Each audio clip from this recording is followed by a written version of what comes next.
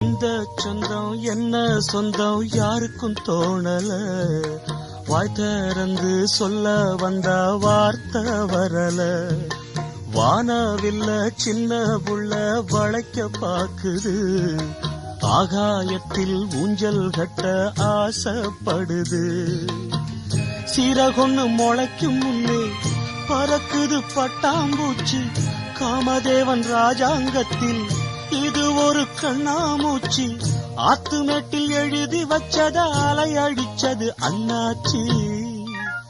சம்சாரம் அது மின்சாரம், சம்சாரம் அது மின்சாரம்.